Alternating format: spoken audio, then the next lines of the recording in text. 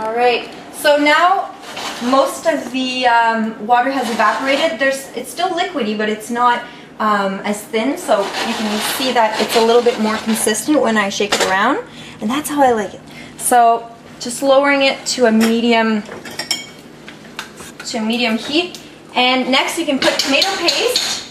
You can blend your own tomatoes, or you can go with tomato sauce. So over here I'm putting paste because, well, that's all we got.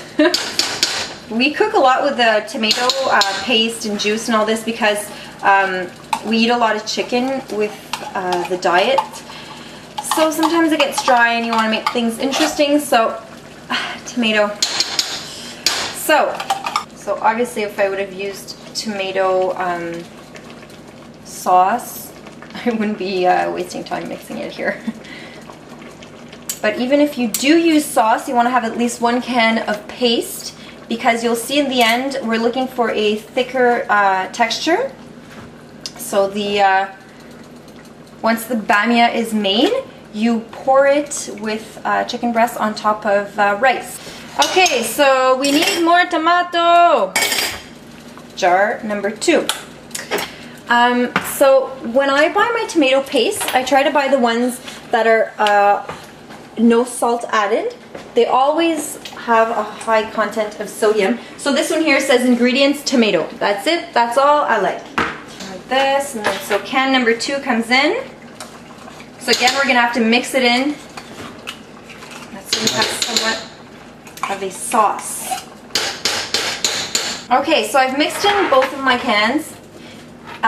You can see here it has a very pasty, saucy texture. So, kind of like spaghetti sauce. It's nice and thick. So you could add a bit of water, but because my next ingredient is frozen okra, which is a vegetable, there's ice all over, so it'll just kind of become water. So, okra, not very popular vegetable. You can buy it in Arabic stores or Super Sir Loblaw. So you can see okra. It looks like this. It normally has stems. You can buy them with the stems cut off. Some are like really huge. So let's cut her open. Grab my pink ciseaux. And there we go. So you can see this is what okra looks like. Not a lot of people eat it because you have to know how to make it. If you cook it alone or just boil it, or sorry, just warm it up because it is cooked when you buy it frozen. It has a little bit of a slimy texture. So by putting it in the tomato sauce, you don't even notice it. Alright, so there are my okras. Now, because of my diet, I do eat a lot of vegetables, so I'm adding a 3rd portion. Sorry, Mama E, more tweaking.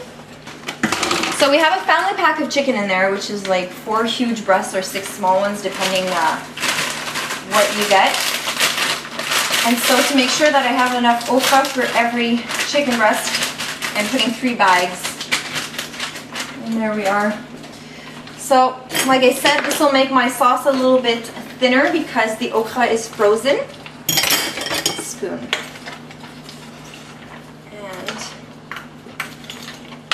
I'm trying to get the okra in the bottom, get the chicken on top, seeing it's already cooked.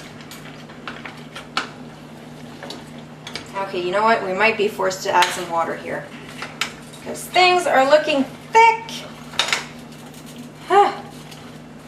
Alright, I'm adding water.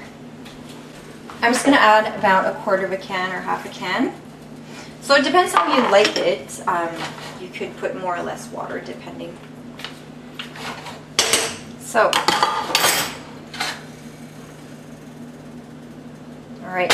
So now I'm just going to put the lid on to let the okra melt, and it will water down my sauce. And then we will have our final plate. So I'm going to let it sit for about, I guess, a good 15 minutes until the okra defrosts. And it's important to keep stirring. and medium heat is about right, or a little bit under if it is bubbling too much. Okay, so you can take a look here. So this is about the consistency that you want. So pretty much like spaghetti sauce, I guess. And so your bamias are nice and cooked. You can put the fork right through.